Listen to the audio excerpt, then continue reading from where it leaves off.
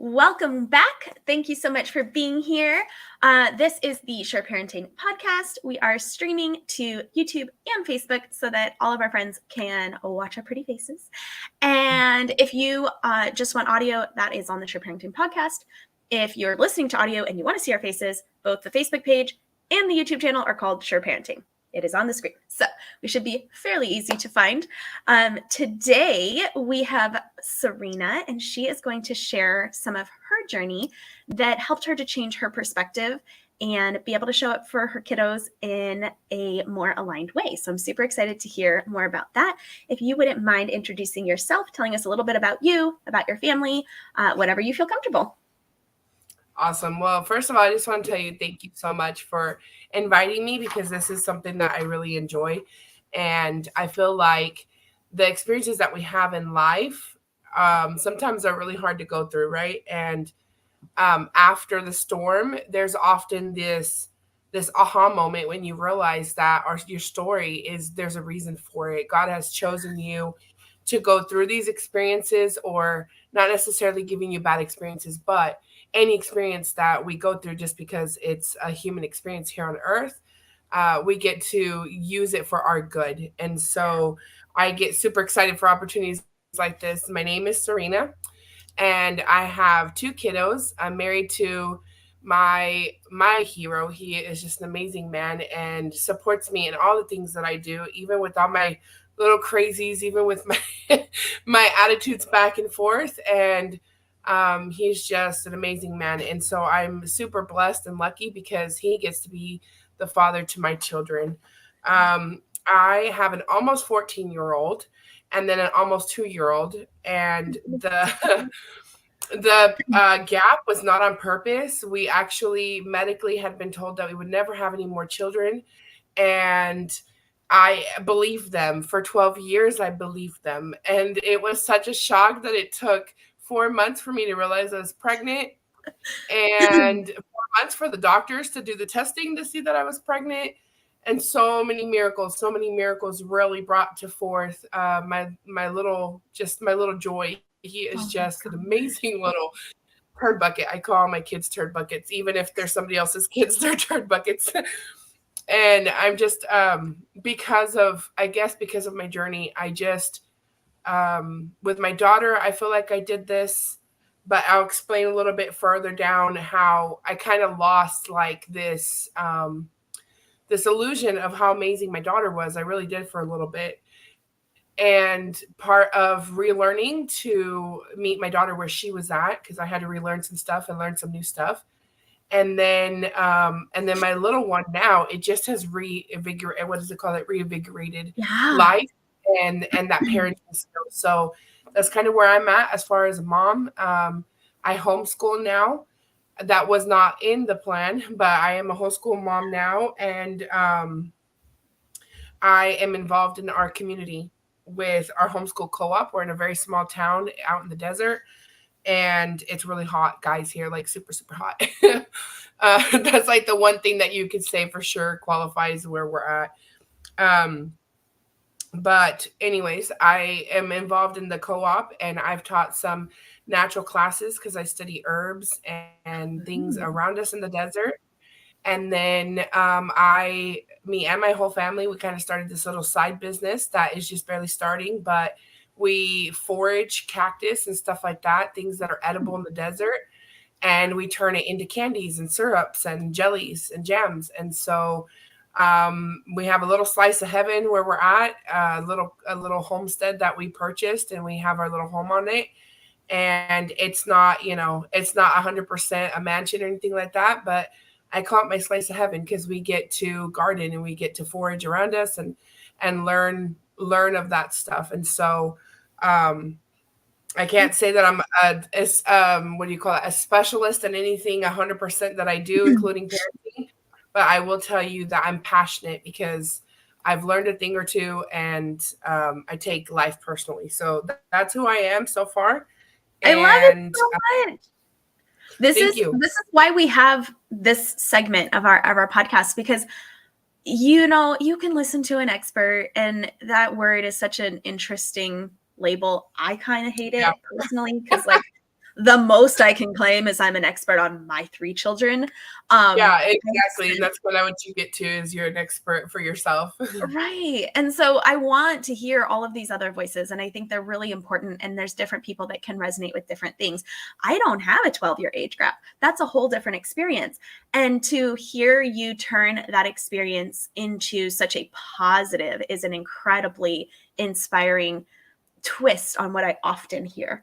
I kind of hear the lamenting of starting over and the, which is fair, like all the feelings are fair. But there's Yeah. also such a beauty in, one, and a commenter said, what a blessing, to be told like, no, you're done. There's nothing that we can do. And for this little baby to be like, you just wait and see. I love that. And then to let that experience reinvigorate you and refocus you and bring you into this intentionality with your children, and let that be a blessing to your older child too. Like, what a cool thing. Like most 12, 13-year-olds don't get to see that kind of shift in their lifetime. Like, oh wow, mom's like on fire for this. This is so cool and exciting. And to be old enough to comprehend it and to really be a part of that journey. I guess I'm making an assumption that your daughter loves on your little one too. Oh, she absolutely loves him. She prayed so very much for him. Right? So like to get this incredible gift at 14 and to watch it just light up your family, that's amazing. And that is so unique to your little unit. And then you add in foraging and homesteading and like making things from the earth. Like you have such a cool niche here that will speak to and honor so many people that I can't. Like that's why I want to bring other voices into this conversation. It can't just be me. I have the things that I've studied forever, but it's bigger than that. It's broader than that. How we live and the specificities in each family is more than one person can ever encapsulate. And so that I'm so excited. I'm super excited to hear maybe when you have your business at a point where, and maybe you already do, if you have like a Facebook page or a website or anything like that, we can share it with the podcast so that people can see it. And if that is, you said it's like a fledgling business. So if you're not ready for that yet, that's totally fine. At any point, as soon as it's up and running, just send it to me and I can add it because I think that's amazing. And I really love to highlight and share other entrepreneurs' ideas. I just think that that's beautiful. Another commenter says, thank you for sharing your story, Serena. So you're bringing hope already first thing in the morning. I just get so excited because I will tell you that I'm like you. I feel like, hey, you got something to share with me. I'm all ears. And that's what I love. And my personality is I just talk to everybody pretty much. My daughter yesterday, she's like, so who was that man? Because some man came out of a restaurant and he's like, hey, ma'am, do you by chance know where this would be in town? And I was like, oh, yeah. So I'm giving him instructions. My daughter's like, you talk to everybody like they're your best friends. Do you know him or not? I go, no, I don't know him. And she's like, oh, well, I just thought you guys were already we speak Spanish too. And so she's like, I thought you guys were already compas, which is like, you guys were pals. And I'm like, really? And then she's like, yeah, you did.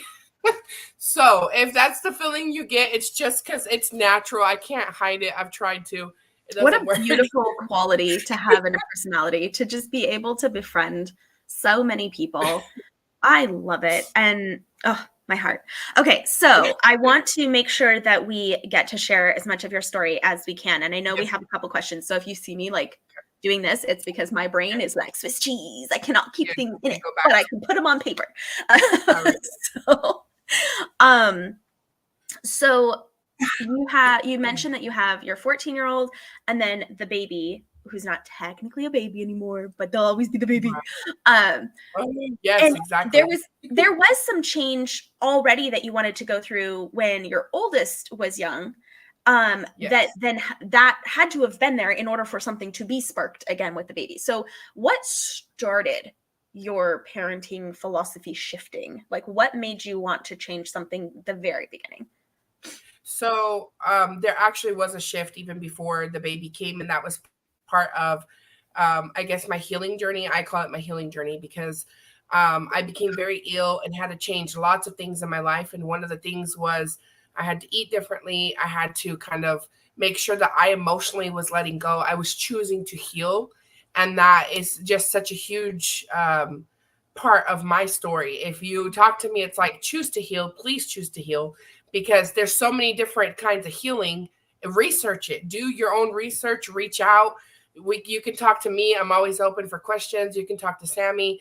But I had definitely shifted like that. And I will tell you that part of my goals and all that have kind of followed along with my older daughter. When COVID happened, our schools was kind of in turmoil. So then that shifted some goals of mine, and I became a homeschool mom. And so then having more time that I needed to dedicate to like doing something specifically. That's kind of how our business came about and how our foraging and all that came about. I really started researching and pushing myself in that direction. And then, for sure, my daughter, when she was 9 years old, actually, around that age, between 8 and 9, she kind of started changing and just became this kid that I honestly didn't know. And I was at my wits' end. I reached out to a mentor that I have and started learning about parenting at this age. And I'm like, what the heck am I doing wrong? Because my kid is driving me nuts. Okay. You're not by yourself. If you've ever said that, I said that. And it's not, one of those things that you're super proud of, because honestly, I didn't think I'd ever get to that. My little girl was this little angel. And, if I told her we're going to do this, it was fine. She went along with me. And then all of a sudden she's changing and I didn't know what to do about it. And so I reached out to a mentor. I took some parenting classes. I did some studies hardcore. And I learned that at the age between 8 and 9, my mentor calls it the mushy brain syndrome. I don't know where she got that term. I think she made it up. But pretty much our brains are going through a growth. It's not just our body that's changing, because soon, we'll change into what they call puberty. But our brains are actually growing. Every human goes through it, and it starts at the age. And guys, it doesn't end until after 18. So some of the things that I found was that my daughter could no longer remember the same instructions I'd given her for 9 years. Like, we're going to put in, let's say, I don't remember if it was this, but let's say I taught her how to use and do a load of laundry. The washing machine hadn't changed. She knew that she picked up dirty clothes. She put them in, put in a soap, turned a certain button on, and all of a sudden she couldn't remember certain things. Well, I was extremely frustrated with that, because I'm like, you have a brain. I've taught you for 9 years. I need you to just remember. And I learned that actually it's their brain is like really focused on one thing, and they may need instructions again. Then all of a sudden, you have these emotions. You have this person, this little mini person that you feel like is an adult, because they're so mature in some ways, and then they're falling apart in another. So no, it's not on purpose. Moms, dads, it is not on purpose. Okay. I really took it personally for a little bit. And I was like, this kid only melts down with me. This kid only doesn't want to listen to her mama.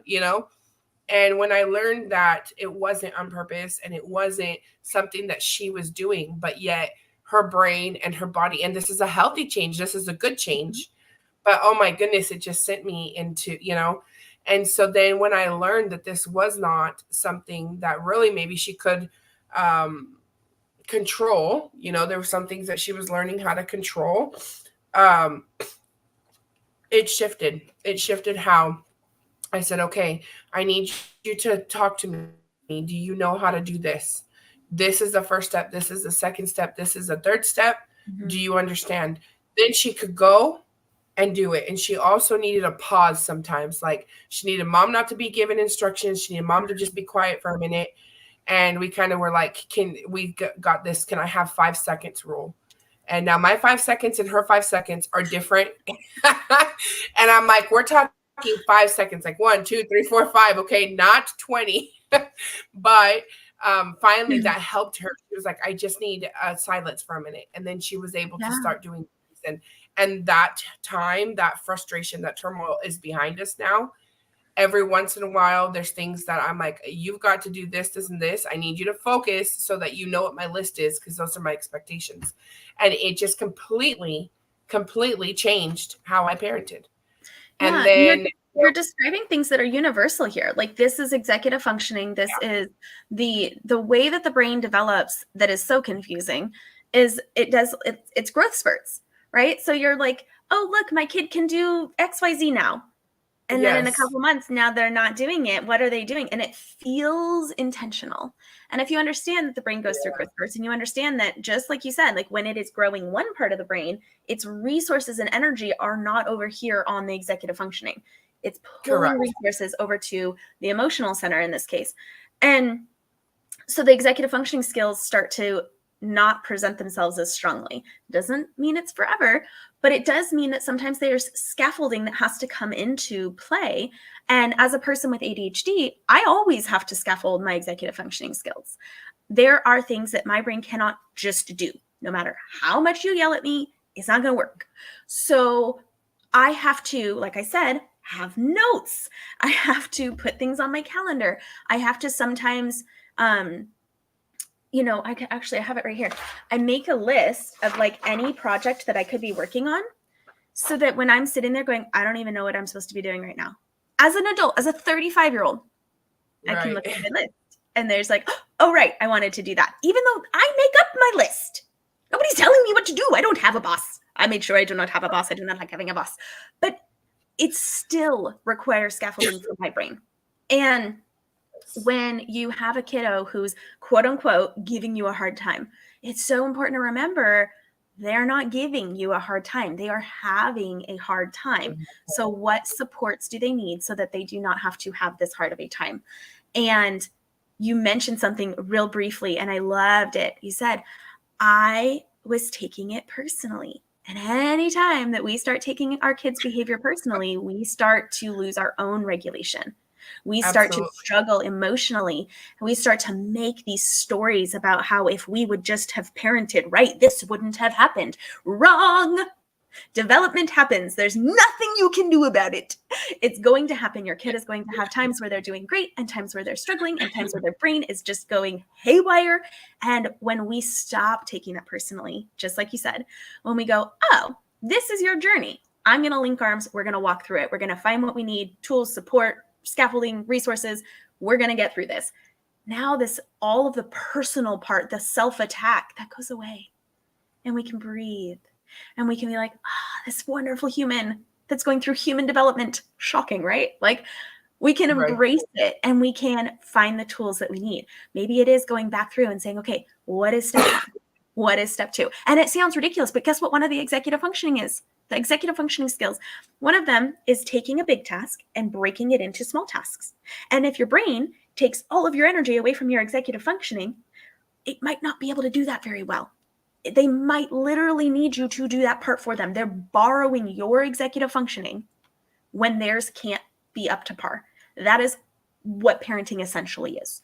And you're right. That development continues in a neurotypical person until 25 or 26 years old. So when we have a 14-year-old or a 9-year-old, let's go with 10 for easy numbers, there's 15 years left of development in executive functioning. They're not going to be all the way there at 10. And I think that even if you understand that, the shock comes from what feels like regression. You're like, but you did it at 9. Why aren't you doing it at 10? Because of asynchronous development, because different parts grow at different times and it requires energy and resources, and the brain will divert to what is most needed. So it's not personal, you're not doing it on purpose. They do genuinely need extra support. They need to borrow your executive functioning. You're doing it right when you're going, this doesn't look quite right. Let's figure out what scaffolding we need so that you can still follow through and do the thing. That doesn't mean doing everything for them and being like, oh, it's hard for you to do laundry. Guess you don't have to do laundry ever again. That's not realistic.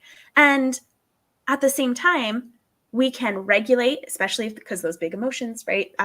The image of tortoise and the hare really well describes adolescence and what it does to the brain, because the emotional limbic center of the brain is the hare. It is just flying through development. Lots of emotions, big emotions all the time. And the tortoise is that prefrontal part, the control part. It's like, we'll get there eventually. And so it looks a little chaotic. That doesn't mean you're doing it wrong. It doesn't mean you have a bad kid. It doesn't mean you've raised a terrible teenager.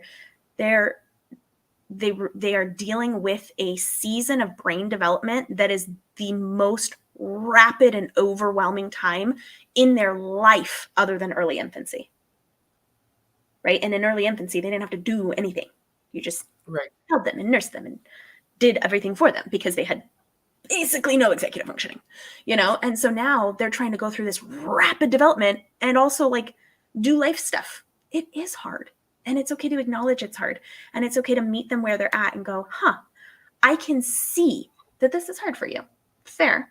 What do we need to make it so that you can still do these things? We have, honestly, it's good advice for 2+. The 5-second rule makes so much sense. They need a second to find reason on their own. Absolutely. And what you did there, I'm so glad you said that. What you did there is you gave her a tool to communicate with you, to help you to better meet her where she's at. She had a way, a word, language, something to say to you. Remember all of the stuff that we've learned? Pull that in right now, right? And it's everybody's is different. I did this when my oldest was little. I would say to him, I'm like, hey, you're not listening, which we have, listening is such an interesting word, but it was a trigger phrase for him to like kind of snap out of it and be like, oh, right. He started using it with me. I'd be working and doing something and he's like, Mommy, you're not listening. And I'd be like, oh, you know what? You're actually right. Let me stop. Let me connect to you and let me actually listen to you. And it was so great for him to have this tool. He didn't have to throw a big fit and scream and yell. He could just say this phrase that like snapped us both out of it. And that's how I feel about the 5-second rule. It's like, I need 5 seconds.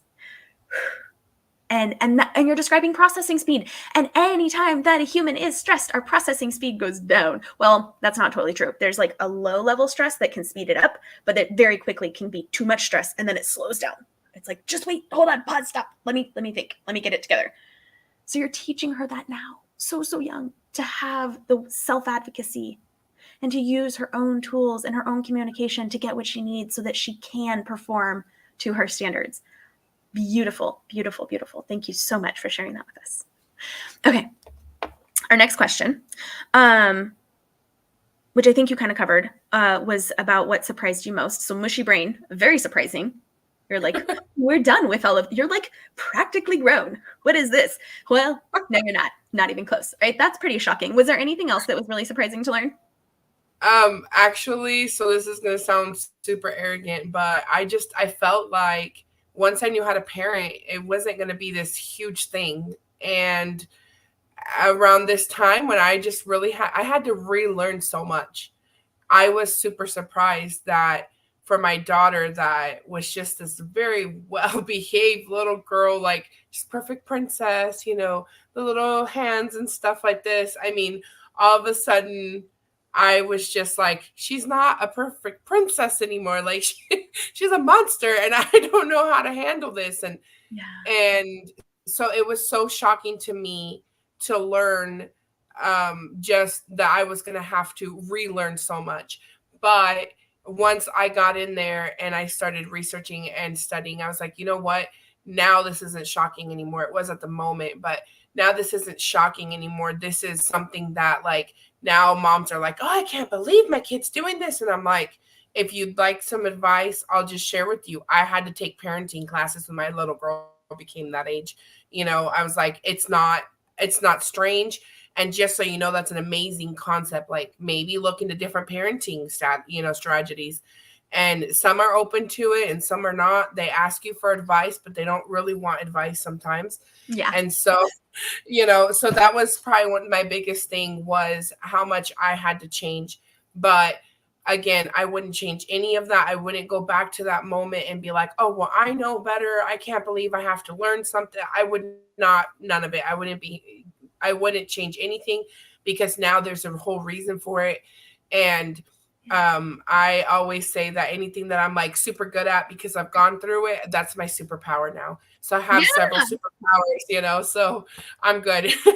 I love it. I love it.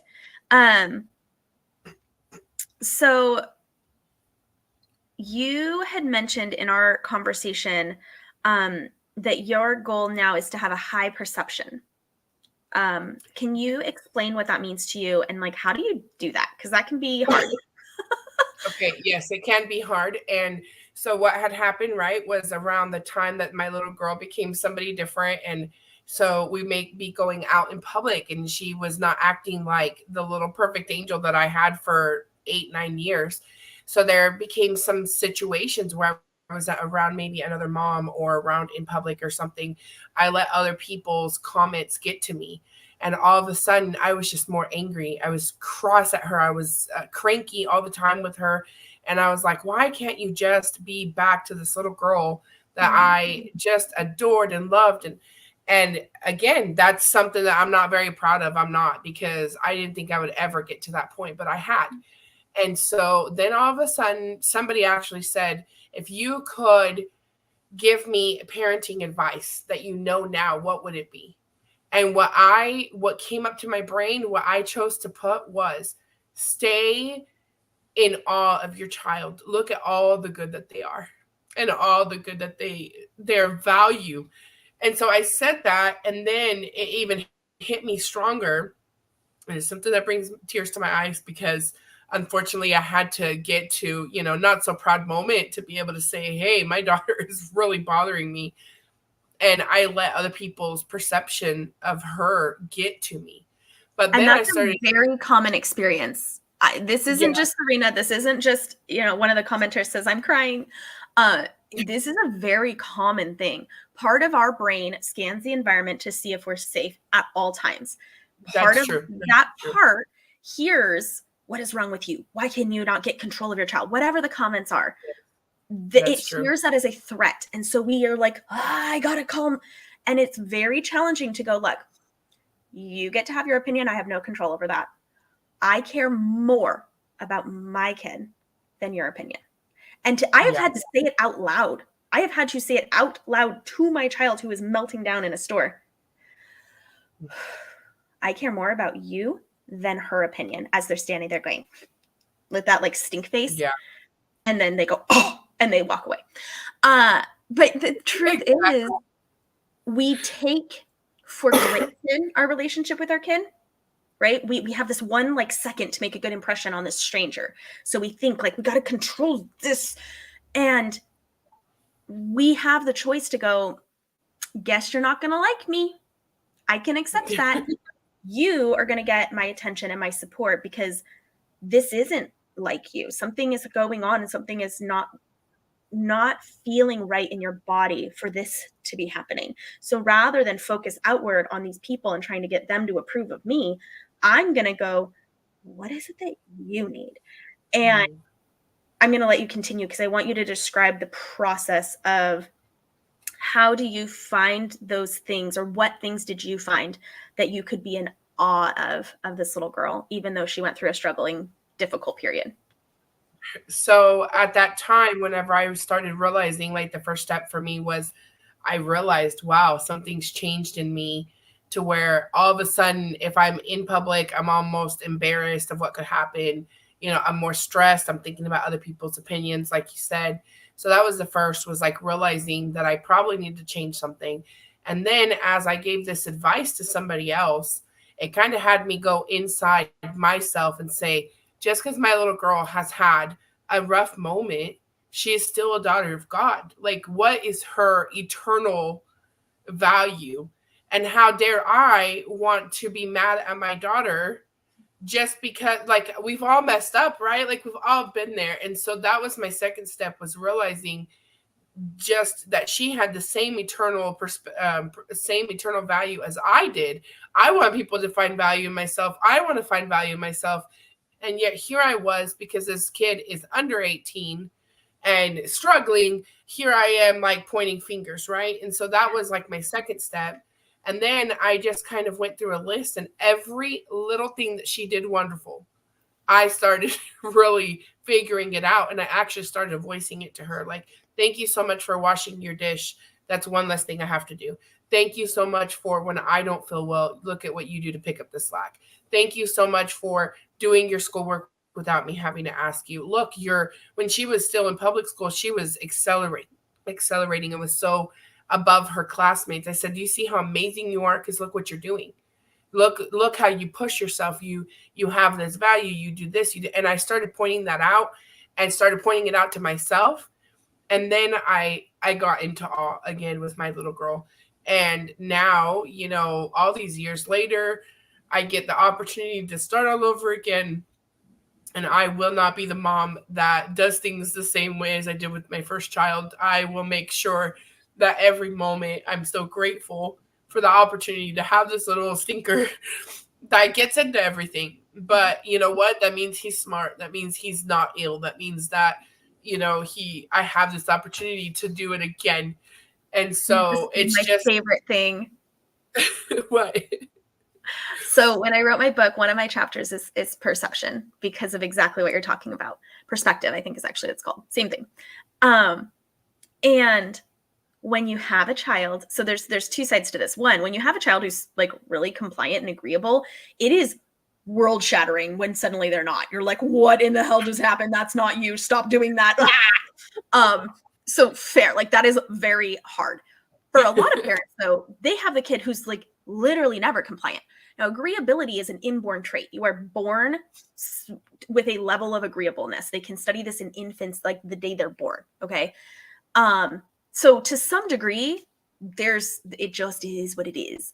But when you have a child who's maybe higher needs or less agreeable, especially little ones, it can be very hard to maintain that high perception. And so what you did is you were like, he's into everything, which is a factual statement. There doesn't have to be a judgment of that one way or the other.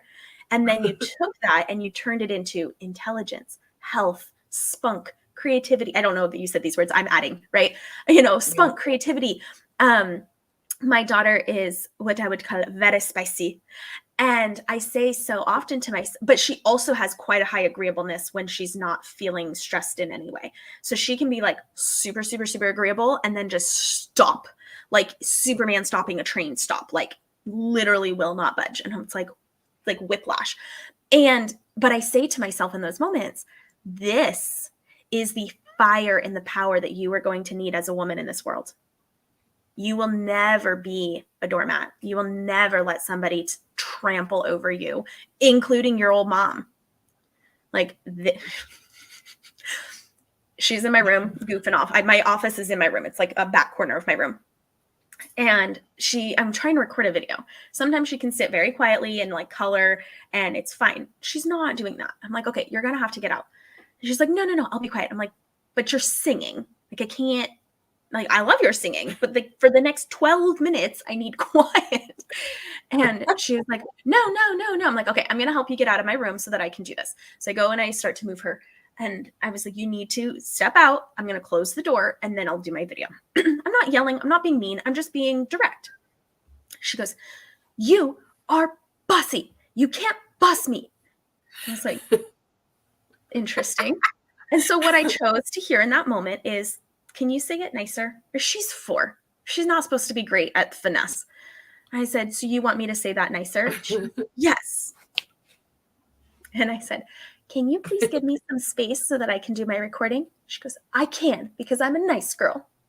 And then she turned around and she walks away. It's going to be amazing. And it was so cute. But at the same time, I'm like, that type of self-advocacy and standing your ground is something that I try desperately to gift to women in their adulthood. Yeah. Please have boundaries in your life. Please speak up for yourself. This one will never fight that fight as an adult because she's practicing now. Sometimes I come up short, like, what was that exactly? But I can have such gratitude for that fire in her that I refuse to snuff out. And she can learn how the finesse, right? She can learn to say things a little kinder. She can learn, how to communicate in a way that's a little bit more conducive to collaboration and cooperation. And she is. The older she gets, the better she gets at it. But the fire, that's what I want to protect in her. And that's that God-given gift that you were talking about, that like, who am I to say, this thing that's your gift should be not there? Yeah. That's a little arrogant, right? And so this practice, did you literally write it down? There was some times that I took it like on notes, like in my phone. I'm not good Mm-hmm. about like handwriting a whole bunch, even though I'm That's trying to get better. But I would write down like, "Hey, today this is what you're remembering," and mm, a little bit of it, like every once in a while, I would share it on Facebook. I kind of love sharing on Facebook, and I'd be like, "Okay, like today my daughter's amazing. This, and this." And people are always cheering in that way. right. Heaven forbid we write down something negative, then they won't be cheering. Then there's all the critics, right? And so, yeah, I started just sharing, and I've still continued doing that. I've still continued sharing as best as I can, and I'll put like a funny for the day for my daughter, or funny for the day for my son, or Mhm. and so I do share those things, and then I did do it on my phone, but I do know that really helped for me to come full circle. And then if somebody asks me about my daughter, I'm like, she's amazing. I'll tell you, she's amazing. She got her moments. We all have our moments, but I will tell you, she's this, and this. And I have a friend of mine that worked in the school department, and he went in and he's like, I honestly thought I'd go in, and the one kid that was going to just be bouncing off the walls was your daughter. And I thought it was interesting that this was his concept, but I guess because he had seen her kind of like at other atmospheres where she felt more calm or whatever. But at school, she just was always very well behaved. And he's like, I went in there and everybody was like on their heads, on the table. I mean, just complete chaos. He's like, the only kid that was sitting in the corner in her chair, very obedient, was your daughter. And he's like, that just kind of, upped my opinion of her. And then I'll tell him, I'm like, just have a conversation with her, get into her brain. This kid, I mean, she makes me look like I need to go study something, and it's all self-driven. It is all self-driven, and she'll start, hey, did you know that this happened? And she knows about the wars and all these things. I mean, yes, she's homeschooled, and yes, she has a curriculum, but sometimes, most of the time, it's not even what she's learning in her curriculum. it's Right. it's kind of self-driven. It's like, oh, well, I thought this was interesting, here, let me watch this, let me listen to this. And so it is so interesting, so intriguing. And whenever I'm like, geez, this kid could really defend herself in this world, and Yeah, I can't be more prouder. Like that's what it's all about, right? I love it. Even if we have those moments of, oh my goodness, what is happening? And I think we have those moments in any relationship if we're close enough. Like, my husband annoys me some days. He's also a remarkable man. He's an incredible partner and father and husband.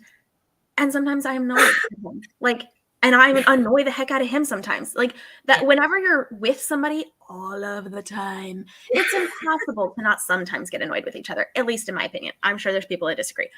But I think that you get to decide what you make that mean. It could mean, we're human, moving on. And it could mean, sometimes I'm like, oh, what's going on for you that you're feeling really grumpy right now? Like, I think about like, what support do you need, the same way I do with my kids, because it's not like that. So like, if something is off, I can tell, and I would like to be supportive. And a lot of times for him, it's just space. I just need space, which is healthy, which is fine. And he likes to figure stuff out first before he brings anybody else in. That's his process. But as a person living in this home, I'm going to see the best and the worst of each of the members of this home.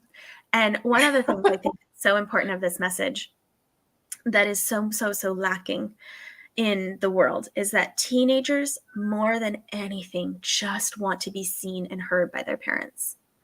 They're going through this absolute chaos in their brain. If you've never read the book Brainstorm by Dan Siegel and you have teenagers or you're going to have teenagers, check it out.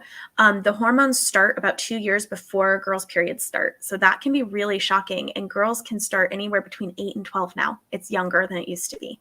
So, when we have this emotional shift at like 9, and it's like, yeah, they're nowhere near getting their cycle right, but the shift can start earlier. So his book is 12 to 24, and that whole period being adolescence and brain growth.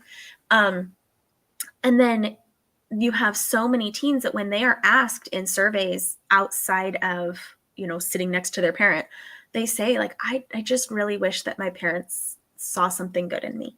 Like they want that emotional connection. Of course, they know they're not dumb. They know when they have a bad attitude. They know when they're more reactive, their tone is different. But tone regulation is part of executive functioning. That's part of the tortoise. It's going to get better. It's hard when your emotional center is on hyperdrive. And a little grace goes a long way. And you can't have grace if you can't see something positive in your kid. So when these kids, what your daughter is experiencing is somebody speaking life into her. She has this edifying language coming at her. Her experience of herself is, I'm not so bad. I mess up. I fix it. We make it better. It's all good. I'm a human who has some really cool qualities. And having that safety in your home rather than always and only hearing the negative things is profoundly different than what a lot of teens experience. A lot of teens experience 80 to 90% of their interactions as negative. Like, come on. And it does take intentionality because our brains have a negativity bias. It's how we keep ourselves safe. We look for the problems to solve. If everything's going fine, there's not a problem to solve. But we need to make ourselves take the time to acknowledge those positive qualities, to say out loud, these are the things I just adore about you. I'm so grateful that you're in our family, and these are the beauties that you bring to our family. I'm so grateful that I get to be your mom. I'm so grateful that I get to know you as a person. I see you. I value you and these incredible traits. There's another book called Strengths Switch that has parents learn your child's strengths and focus on a strengths-based approach, even to problem solving. Awesome book. It's from Australia, but it's a really good, Leah Waters, I believe, is the author. It's a really good one. And then you talk about her education, which I think, again, like so brilliant. The goal of us educating our kids and home educating is eventually for them to take over and continue their education forever, right? They learn the skills on how to learn and how to pursue knowledge and to want to develop their own bank of information and how to apply themselves and how to find resources. And they take that over slowly by degrees until they leave, right? And then they're like you and I, who are like, I am 30 and I want to learn a thing. I'm going to go find the resources to learn the thing. And I think that is a gift that you're giving her. And it's something that works so much better than trying to over control and direct a teenager's learning. What is your passion? What sparks your interest? And so for that concept, in schools, The Self-Driven Child is a really good book. And then outside of school, there's a lot, but The Brave Learner is a great resource. Julie Bogart, she has like a lot of different books. And I really enjoy the TJ Ed concept for homeschooling. So Thomas Jefferson Education, Oliver DeMille. Oh my goodness, I just lost his wife's name. And I talked to her way more than I don't think I've ever talked to him. Why can't I think of his wife's name? Her last name's DeMille too. I can't think of it. Oh, I'm so sorry. But they wrote a couple books, and they talk about early childhood, where you're doing so much more for them and you're really controlling, all the things they're exposed to. And then in love of learning stage, in that like middle child stage where they start to have some more of the interest and they start going a little deeper. And then in their scholar phase, which is where your daughter's at, they're directing their learning. They're like, I want to know this. And they go deep and they dive all the way in, and you're living it. And it's the coolest thing to watch how proficient some of these teens can be when it comes to their education that they're really passionate about. And I love that. And I think it's much more likely to happen in a home where a child feels good about themselves, where they are hearing from the people that they love and appreciate. I love and appreciate you too. So it's like it all comes together, and you're just such a beautiful example of taking all of these different pieces and putting them together for the betterment of your children. I love it so much. Thank you. Okay, so we've shared a lot. I feel like there are so many pieces of this that are like gold nuggets. But is there anything else, any last things that you want to share with the audience that maybe made an impact for you, or that you just kind of use to trigger yourself back into this space whenever you're struggling? Because we're human and we do that sometimes. Exactly, right? The struggle is always there. One of the things that I kind of wanted to mention about that I find myself using frequently with my daughter is that, like, when she comes in, she kind of has an attitude, which teenagers do, right? I'll be like, "Would you like to do that again? I'll give you a do over." And then she'll look at me, and it just kind of came natural because I'm sure other moms have other language, but she'll look at me and she'll be like, "Fine," and then she kind of, takes a deep breath or whatever. Yeah. And then it's like, "Well, mom," and I'm like, "Okay, I can listen to you at that point. I can hear you differently." And so that is one of the things that I kind of feel like helps me because Mhm. it helps me to kind of correct her. I kind of feel like parents need that, right? Like we need to be able to, I don't know, I feel like I'm always teaching something. And so it's like, I need to be able to get to her, but yet not be yelling, not focus on the negative, Mhm. not, it's just like, "Hey, that sounded kind of harsh. Can we redo that again? Would you like a redo or redo?" And Now, so can she that's, do that to you if you're really harsh? yes. So actually, let me tell you, she totally did that to me recently. And I was like, "Yeah, right now I don't want to hear that." And she's like, "Yeah, I know what that feels like." And I was like, "Crap, she's using my words against me, right?" I love And it though. but it did help me. And I was like, "No, right now I just kind of want to be in my mood." I told her that. I was like, "I just want to be in my mood." And she's like, "Okay, well, I was just checking if it goes both ways." She totally did that. And if Yeah. one person can teach you or put you in your place, it's definitely my daughter. And so that was Yeah. kind of funny, but I was having a hard time. I was, I can't remember what it was exactly, but she was like, "Mom, da da da." And I was like, "No, I just really want to be in my mood." And she's like, "Okay, well, I'll go ahead and dismiss myself because you're definitely in a mood." And I'm like, "That's okay. I just need a few minutes." And so Yeah. it did. It kind of helped me. And I was like, "No, don't correct me right now, please." So But it what was a kind of funny. beautiful moment, right? Like, one, Absolutely, she's absolutely. practicing. Two, it's Yeah, honest to say, actually, I need to be in a mood. I've told my yeah, kids, I'm like, I am so irritable and I can't seem to stop. So I'm going to probably benefit from like space and quiet. I'm going to go upstairs and I'm going to close the door. And it's nobody's fault. I'm responsible for my feelings, but like genuinely in this yeah. moment, I am feeling a lot of things and I don't have the control to like Sure. be my normal Yeah, self. I'm just going to call it absolutely. out. And then they can do that too. My Yeah, 10-year-old can say like I'm just having a hard day. It's like, man, I know that feeling. And because I'm modeling recognizing my own stuff, owning my own stuff, and removing myself to a space where my own stuff can't lash out at people, so does yeah, he. He'll be like, I'm going to my room. Okay, cool. yeah. And he'll go read a book and he'll come out. And usually he needs food. He always needs food. When he's super grumpy, he always needs food. But he has to realize he needs food first. So he'll come back Right. and he's like, I think my blood sugar's low. I'm like, I think you're right. And we'll get a snack Which is and get some interesting. protein in his body, and then he feels better. Which is But interesting because as an adult, we don't always know like what's wrong with us, right? right. And I have lots of health problems. I'm diabetic. I have heart problems. I have lung problems. Mhm. And so anytime that I'm feeling like not 100% myself, Mhm. I'm like, whoo, do I need to go lay down for a moment? Do I need to go check my blood pressure? What's my blood sugar doing?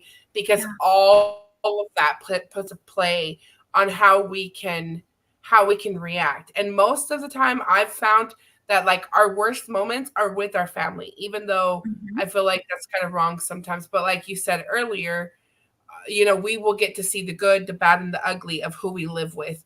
And Yep. so I always try to tell my husband, I'm like, I could really be an ugly person. Like, I know that that's deep down inside.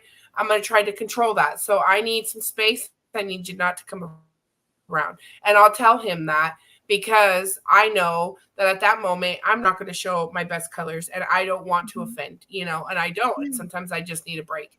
And so it's Yeah. interesting how once we become more aware of that, like that's been one thing that me being aware for myself, me being aware for my kids, and how, like you said, it can go both ways. Mhm. So can I give my last little tidbit of what you had asked me about, like what Yeah. I would share? Okay, so one of my biggest things is that again, God always uses all of our experiences for our good. There's a scripture, I can't remember it, but I know it's in the Bible, where um he uses like our weaknesses for our strengths or something. He makes some strengths. And I feel like I have lots of strengths because I've been with those as weaknesses at one time. And so I feel like this all comes and ties together.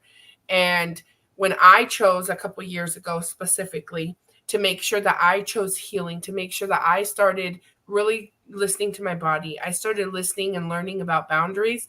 I will tell you that I could give you a whole episode on lack of boundaries and what that does to your health and to your body. And I lived that. That was my experience. I didn't know about boundaries. I had no idea. In fact, anything that it was used in different wording, but anything that was about boundaries, that was selfish in my family. Oh, I can't Mhm. believe that daughter didn't do this, and I can't believe that mother didn't do this. And it was just taught judgment to be very judgmental.